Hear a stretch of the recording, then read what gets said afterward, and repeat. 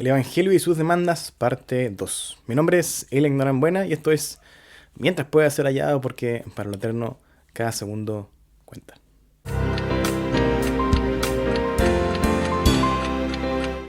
Antes de comenzar, si disfrutas del contenido, dale me gusta, suscríbete y activa la campana para que seas también notificado de futuros videos. Esto ayudará a que el contenido del canal sea sugerido a otras personas. En el episodio anterior hablamos respecto de la primera demanda del Evangelio de Jesucristo, el arrepentimiento. Esto último tiene algunos requisitos. Para poder arrepentirnos necesitamos tener una clara noción de nuestra condición. Tenemos que saber que somos pecadores.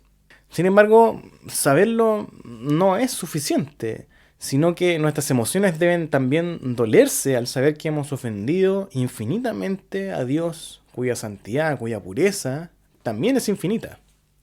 Por tanto, no sabemos pecadores, pero también nos sentimos pecadores.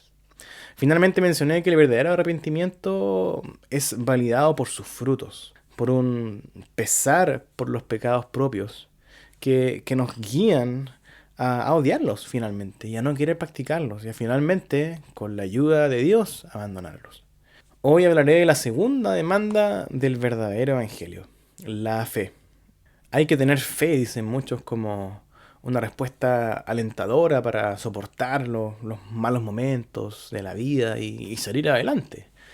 La fe, como concepto en términos seculares, ocupa un lugar predominante, diría yo, en nuestras vidas, seamos conscientes o no. Cada vez que damos por hecho cosas que no necesariamente hemos presenciado o corroborado, estamos aplicando fe.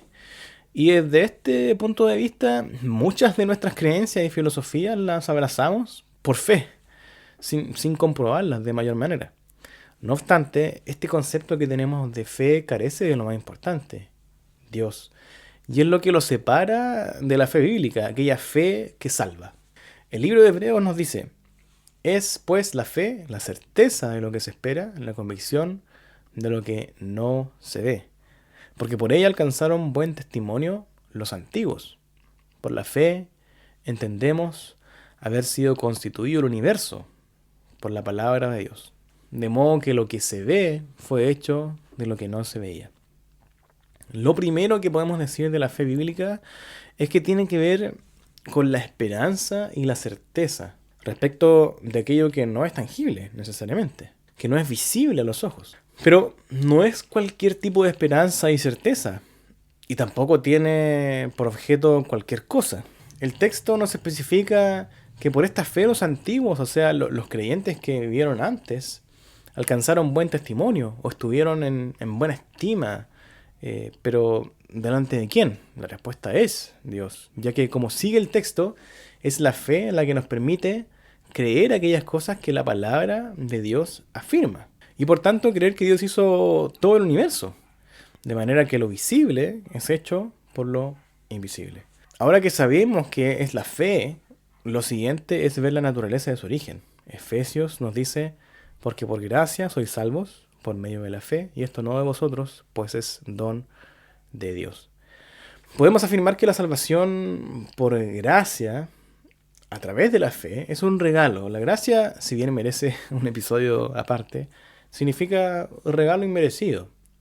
Y se manifiesta en la disposición de Dios de salvar sin pedir nada a cambio. La gracia por naturaleza es un regalo. La salvación también.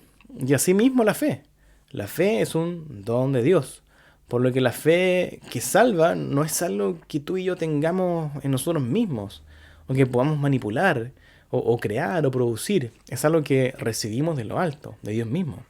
Romanos revela aspectos importantes respecto a la fe que salva al decir que si confesares con tu boca que Jesús es el Señor y creyeres en tu corazón que Dios le levantó de los muertos, serás salvo. Porque con el corazón se cree para justicia, pero con la boca se confiesa para salvación. Lo primero que se puede establecer es que la fe salvadora tiene un objeto específico. Y en este caso tiene que ver con quién es Jesús y su obra. Al decir, por un lado, que nuestra boca debe confesar que Él es Señor y creer que Dios le resucitó.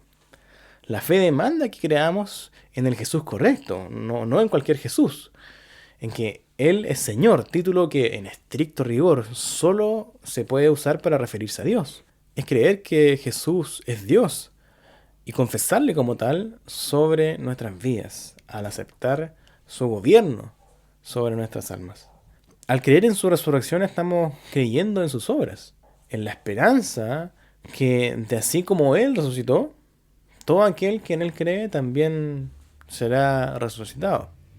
Al creer en sus obras, creemos en el nacimiento virginal, en su vida sin pecado, en su obediencia perfecta, en su muerte sustitutoria, a causa y en favor de pecadores. Como ves, creer en Cristo no es meramente un creer intelectual, el guardar un dato y decir sí, Jesús es Señor y resucitó de los muertos, y luego seguir viviendo la vida como se nos dé la gana. No. El texto de Romanos evidencia dos acciones: creer en el corazón, por un lado, y confesar con la boca. Por lo que no se puede tener lo uno sin lo otro. En el corazón se tienen por convicciones las verdades que hemos hablado respecto a Jesús.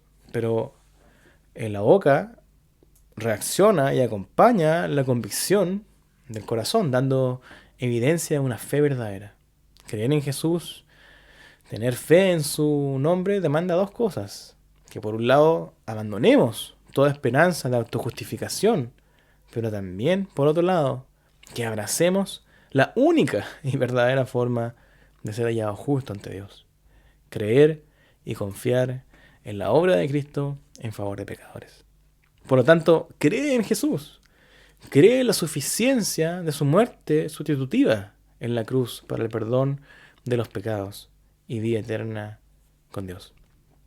Esto es todo por hoy. Nos vemos la próxima semana, si Dios quiere, y como siempre, busca al Señor mientras pueda ser hallado.